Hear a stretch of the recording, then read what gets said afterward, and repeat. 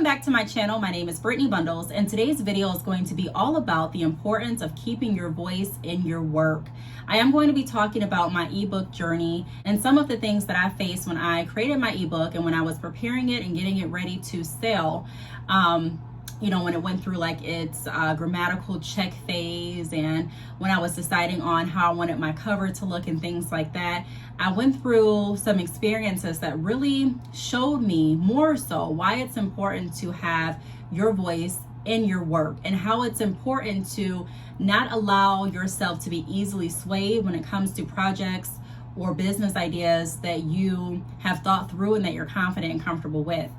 When you do venture into entrepreneurship, there are going to be so many different thoughts, or there could be so many different thoughts and feelings about it. And a lot of times when I work with different entrepreneurs that are new to their business, one of the things that tends to keep a lot of people back is uncertainty, the feeling of not knowing if what they are wanting to do will work, and the fear of failure. And I completely understand that, because those are some feelings that I had as well, especially even if you're an entrepreneur, but you're trying something new, doing something that's out of your comfort zone or doing something that you've never done before. You may have these thoughts of, am I doing it the right way? Will this work? Is this a waste of time? Should I accept this feedback and change my entire format? Should I change bits and pieces? Should I continue to keep everything that I wanted as is? What should I do? And so I'm going to be going over my journey and also sharing some of the lessons that I learned while I was getting my ebook together. I do want to put out this disclosure. I'm sure you can hear dogs barking in the back. My dogs are actually outside because that's the only way that I can create a video where you can hear me, because they were barking a lot. So I apologize, but I really hope that this information can get through, even with the dogs barking in the background. So if you are interested in this video, be sure to give it a big thumbs up. Please make sure that you are subscribed, and let's get right into the video. For those of you that don't know, I did create an ebook this year. Actually, I'm super proud of myself for doing that. This is the first ebook that I've ever created, and I decided to create an ebook because I wanted to have an ebook with all the information that I wanted to discuss in terms of upscaling your business from drop shipping to wholesale. And that book is primarily focused on hair extensions, because I'm in the hair industry. So how to grow your business from drop shipping to actually being able to have in-house inventory and growing your business and having a larger profit and things like that. I do plan on creating other ebooks in the future, but I wanted to get that out. And I had an idea of how I wanted my book to be, how I wanted it to flow. And so I wrote my book according to that idea that I had. And I wrote the book completely by myself. I didn't have anyone helping me write it or anything like that. That's one of the pleasures that I had in selling my ebook, knowing that it's something that came from me, you know what I mean? And there wouldn't have been anything wrong if I decided to invite other people in on my ebook. However, I wanted to create this project myself, and so that's what I did. Now, when you create a book, before you go to sell the book, whether it's going to be a hard copy book or an e-copy book, it's very wise to have your book checked for grammatical errors. Now, of course, depending on how you have your book checked, there could still be some grammatical errors. I mean, to this day, sometimes I purchase books and they're in Barnes and Nobles or they're at the library, and I can still catch a few errors. Not all the time, but sometimes you can. So I knew that, it wasn't going to be perfect, or there was a chance that it wasn't going to be perfect. And so knowing that, I toyed with the idea of just checking it myself. After I checked it myself about 3 times, I asked my friends and my family to read the book as well. Actually, I don't think I asked my friend. I asked my sister-in-law to skim through it, I believe, and I also asked my aunt and my mom, I believe, if I'm thinking correctly. It was a while ago, but I know I had a few other eyes on it to make sure that I got all of the grammatical errors out, or at least as much as I could, make sure that they proofread it again to see if I missed something. And so I got it back and everyone said it was good, it was fine. And I was contemplating putting it out just as is, but then I said, no, I really want this to be very professional, and not just professional, but I wanted it to be an easy read. I want it to be an easy read. And what I mean by easy read is I wanted to still have my voice, my ideas, my concept I want it to still be my project. However, I want it to be easily interpreted by anyone that reads it. You know what I mean? And sometimes you talk your way where people that know you understand what you're saying, but it can be very difficult for people that don't know you to understand where you're coming from. So I didn't want that. So I tried to think of how to phrase certain words and how I would really speak as if I'm talking to someone when I was creating the book. So I decided to actually not only proofread it and stop it there, but I decided to go ahead and send the book off to a company to have them proofread it for me. Now, the first company that I decided to have it proofread by, I wanted to make sure, and I'm just pulling up my notes here, I wanted to make sure that it was checked for all grammatical errors. Punctuality. I wanted to make sure I had caps where caps should be. I wanted to make sure that all of the words were spelled correctly. I wanted to make sure that everything was grammatically correct. And I sent it over to the company, and when I got the book back, you know, the whole time that they were reading it, I was very anxious and excited, and I was just like, okay, as soon as I get this back, we're ready to go. You know, I'm going to be able to go ahead and get my cover created and just go ahead and push the book out. It didn't work that smoothly for me. So I got the book back, and I noticed that everything was changed in the book. Let me pull up some of my notes here. And when I say everything, I mean, I'm not saying like every single thing, but a lot of things were changed with my writing. And something that was very important to me is I wanted to make sure that I kept my voice in it, meaning that anyone that reads the book knows that it came from me and it had my voice and my concept. For example, everyone has a different voice. Everyone has a different way of how they elaborate on certain topics. Everyone has a different way of how they explain. Everyone has a different way of how they perceive different information, how they give out different information, how they I don't know, maybe make a joke. Everyone just, you know, you're so different. So I wanted my voice to be in it. So I'm just going to read some of the things that I wrote to the company. So I said, thank you for the corrections, because at this point, this was the second email that I sent. But please find my request below. So the first request was, please change the title back to the initial title. My title was changed. My title is Dropshipping Now, Wholesale Later, a dropshipping guide for hair businesses. My title was completely changed when I got it back.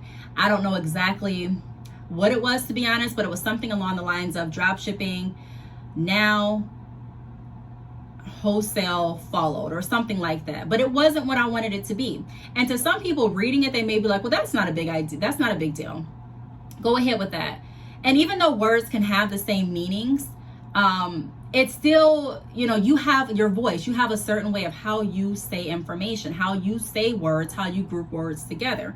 So I wanted my title changed back to the initial title. Not only that, but I also put, please use a space between the words drop shipping. Now, drop shipping, we Googled this because we were going back and forth with the company. You can choose to have drop shipping as one word, and you can also choose to have it as two words. There are different ways that people choose to position the word drop shipping. However, you don't have to have those words together necessarily. You don't have to in order for drop shipping to still be grammatically correct.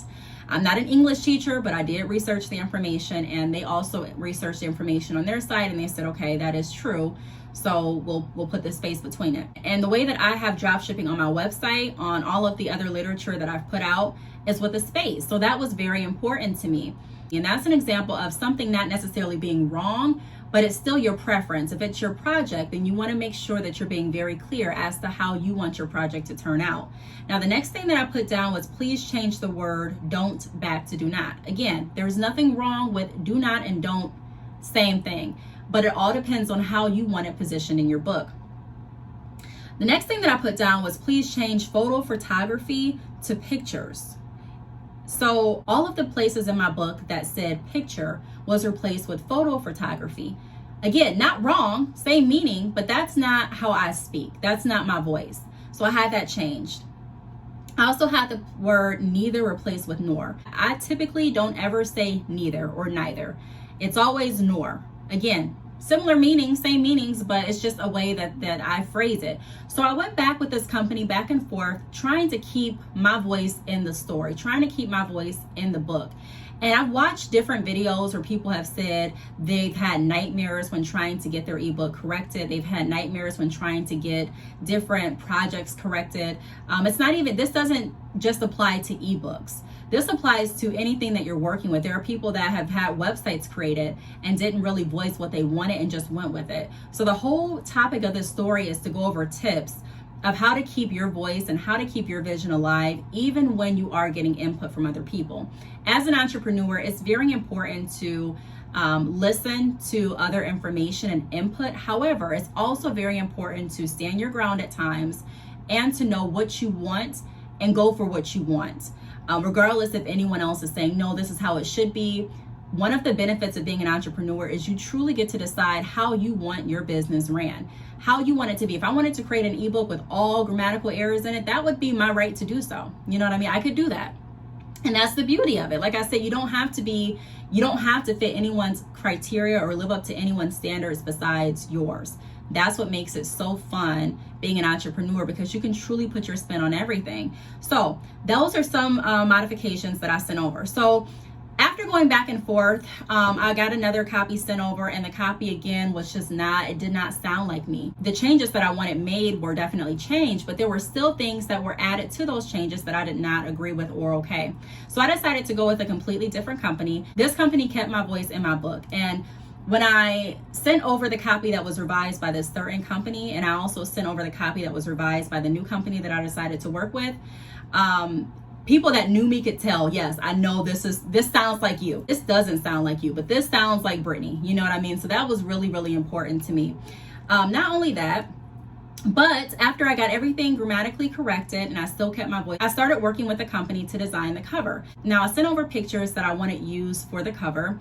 And typically when I'm sending over pictures, or when I'm working with someone on like a YouTube intro or like a book cover or something creative and artsy, I'll send multiple options, so multiple pictures over. So I did that, and none of the pictures were used for my cover. I actually got this sent back. This is what I got sent back. If you've been to my website, then you know what the cover ended up looking like.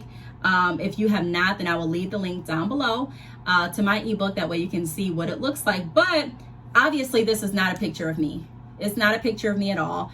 And so again, my vision was being changed. I don't know this woman, beautiful picture of this woman. However, this is not the image that I sent over for the cover. I sent pictures of myself over.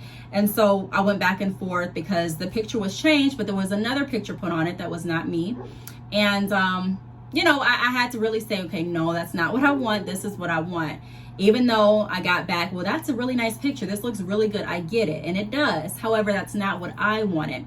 So that's a little, background of my story. So what I'm going to do now is I'm going to go over some ways that you can make sure that your voice is still in your projects, and you still can make sure that your vision comes to reality. Because a lot of times when you're working on projects, especially when you're incorporating more people in the final touches, you can create the whole project, but if you're sending it to someone to review it or to check for grammatical errors, like in my case, sometimes you may get surprised by what you get back. It may not be just that simple, and it's very important to know and to learn how to use your voice in business. So the first thing that I want to go over is learning your voice in business. So I would recommend everyone that is an entrepreneur, whether you're selling hair, creating books, websites, whatever you're doing, to have a voice in your business, to be a part of your business and to be active. Even if you have business partners, it's very important to understand the core of who you are as a business owner, and also the core of who your business is, what your business provides, and what information you want to be brought to light. It's very important to not lose sight of that. So number one, my first tip is learn your voice in business. I know how I speak. I know how I communicate. Do I speak right all the time? No, I don't. Do I communicate in the best grammatical format all the time? No, I don't. But I talk how I talk. You know what I mean? I'm myself. And a lot of people that have done consultations with me, if you have heard me speak at an event, if you watch my YouTube channel, then you typically know how I speak. And so it's very important for me to keep my voice in my projects, and it's also very important for me to keep my voice in my business. So I'm still myself, and that allows me to build relationships with different customers and clients, because like I've mentioned in other videos, a business is more than just pushing out projects. Especially when you're interacting with customers and clients, your business is going to either grow or not based on a lot of different factors, but also based on how you interact with people, how you build relationships, how you build rapport. And it's really challenging to build rapport and relationships when you don't really know who you are in business, and you don't really know your voice, and you really can't stand behind anything that you say or anything that your business stands for. So whether you're working with your customers, clients, or whether you're working with a different company, with your business, or on a project, it's very important, like I said, to know who you are and to feel confident in who you are in business. Not confident that everything is going to go as you plan, but confident in who you are, knowing that even if everything that I plan doesn't work, I'm still confident in the project that I put out, or I'm still confident in this business idea. I'm still confident in myself, and I'm going to trust myself through the process to deliver the best possible outcome. And the best possible outcome sometimes is better than what you expected, and sometimes it serves as an eye-opener for you to be able to decide how you want to continue on, how you want to pivot your business, or how you decide to change your business, or how you decide to keep it the same but change maybe some of the actions behind it. So either way, it's a really good experience when you learn to be yourself, and that comes with confidence and reassuring yourself that no matter what, you're going to go through with your project. And another thing that keeps a lot of people from entrepreneurship is that uncertainty. So once we can get past that uncertainty and learn to have faith, and not just faith, but also confidence, I believe that a lot of people will see a positive outcome in their life and also in their business. Now, the second tip that I have is grammatical checks versus removing your voice. So if you are creating a project like an ebook or a website or anything like that, and someone is removing your voice, now I'm not saying making it more professional, I'm not saying making sure that everything flows together, but I'm saying if it does not fit your business culture anymore, if it does not sound like you anymore, if it does not sound like your business anymore, it's okay to say, look, I really appreciate it. However, at this point, I'm wanting to keep the voice in my writing, but I'm wanting to just have a spell check, or I'm wanting to just make sure that someone else reads it and gives me their opinion, but ultimately I want to keep it the same. Even when I do like my consultations and website reviews, I always give my clients the option to not do it. You have the option to take my advice or not. You have the option to implement my suggestions or not. But it's very important to get in the process and in the habit of making sure that what you ask for is what you receive. And if you receive something that removes you completely or removes your idea completely from your business, that you have a voice to stand up for yourself. And it's okay to stand up for yourself, and it's okay to say no in business. It's okay to say, I really don't like this change. It's all about learning how to communicate effectively.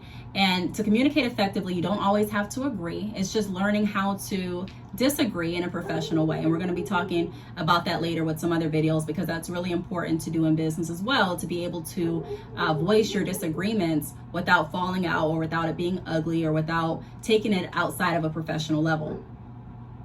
The next thing that I want to go over is don't accept just to quickly finish. So no matter what you're doing with your business, even if you're creating a website, for example, and you have your friends look at it and you're just ready to go ahead and publish your website, don't be so quick to publish your website or to publish a book or to finish your project that you're just looking over a lot of things and I'm just going to settle, even though I know if I take a little bit more time, I can bring my vision to life. Now, I do want to say this. You don't want to be the person, this is just my opinion. I don't want to be the person that is always finding different things or different reasons as to why I'm not moving forward or finishing a project. However, with my situation, I will just use me for example. If I decided to just hurry up and get the ebook done, and I said, look, she checked it for all grammatical errors, even though it doesn't sound like me, even though my voice is removed, even though this is not the vision I have, just do it. I'll just settle for this. Or even if I got the cover back for my ebook and knowing that it wasn't how I wanted my cover to be, and I just said, look, I just want it done, I'm just gonna go with that. I wouldn't have been completely happy with the finished project. I would have looked back and I'm sure I would have thought about it and I would have regretted not standing up for myself. How many times have you had a certain situation, especially in business, where you just decided not to really stand strong on your vision? Maybe it was a website color that you wanted and everyone that you asked said, no, I don't like this color, and you changed it. And then later on you see someone with the color that you really wanted and they're doing great, and you're like, man, I knew I should have went with that color. It's always important to, I can deal with trying something and it not working. I can definitely get that. But one thing that doesn't sit right with me is me not being true to my vision or me not trying my best. Those are two things that I'm just kind of like, it doesn't sit right with me. So like I said, I can understand trying something and not getting the outcome that I hope for, but it doesn't sit well with me not speaking up for myself and not making sure that I bring my vision to reality. And so that's another tip that I wanted to put out there. Don't accept just to quickly finish.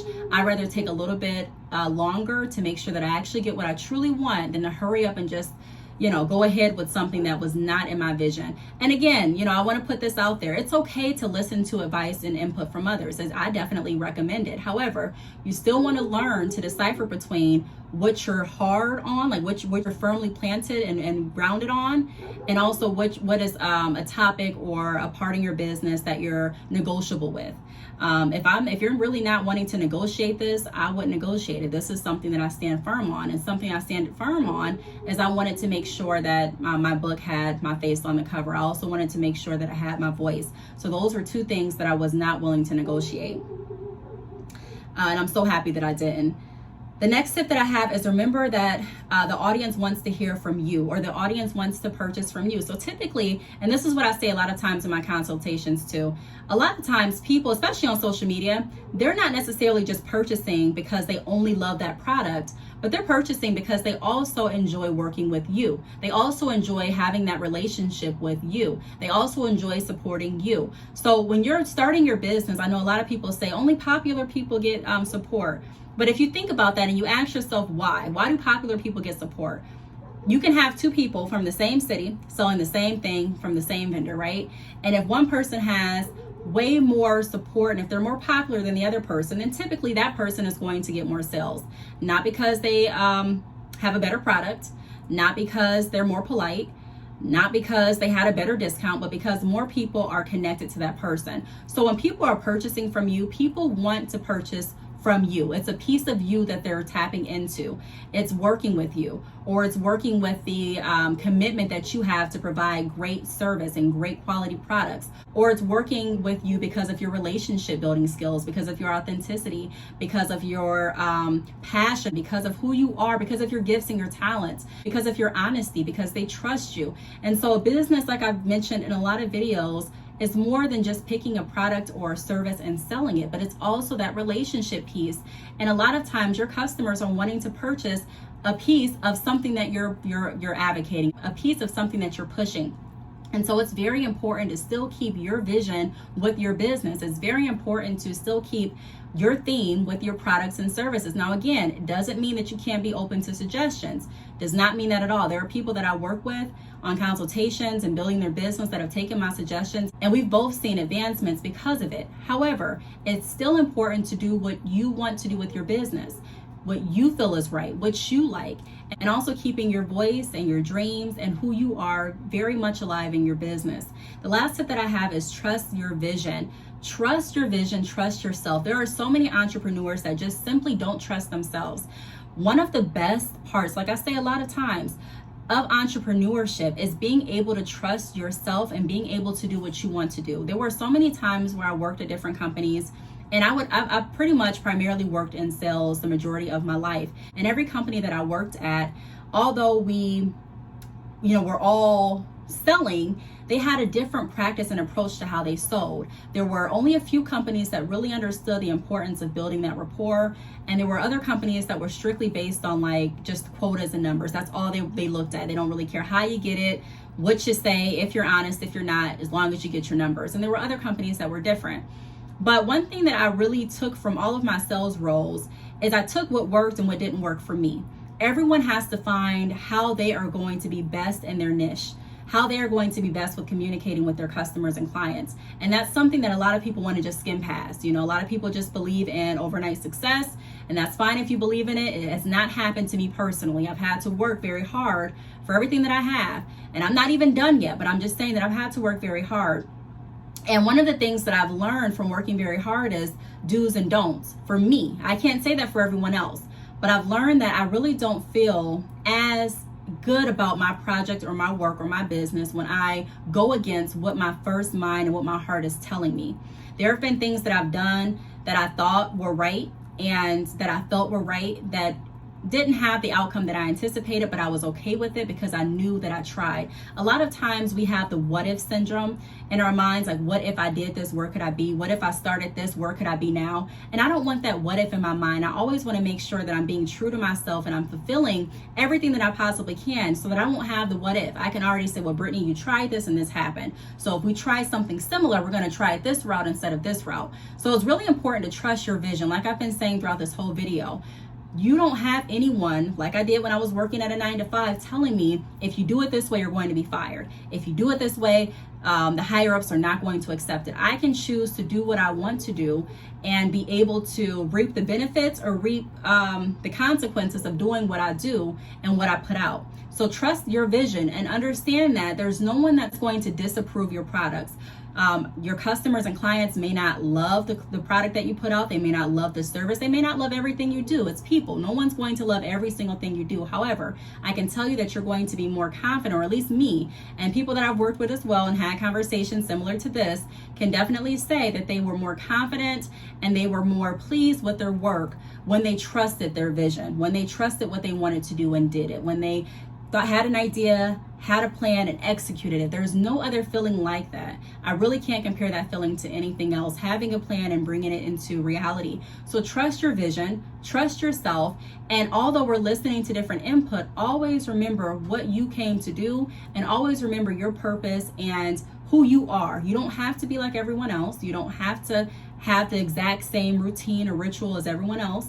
Even on my YouTube channel, there are things that I could do that I know would definitely grow my channel a lot faster. However, I like to grow authentic and I like to grow with people that find my information and my services and products beneficial. I prefer authentic and organic, and that really has helped me become a better entrepreneur by learning how to keep my voice in projects and by learning how to trust my vision. I go over some different tips on how to trust your vision, how to have a business mindset, and also I go over more details about my personal and business journey on my podcast at the Brittany Bundles podcast. So if you are interested, there will be a link down below this video for you to check it out. So if you have any questions, feel free to leave them down below. Thank you all for watching this video, and I'll see you all in the next video. Bye.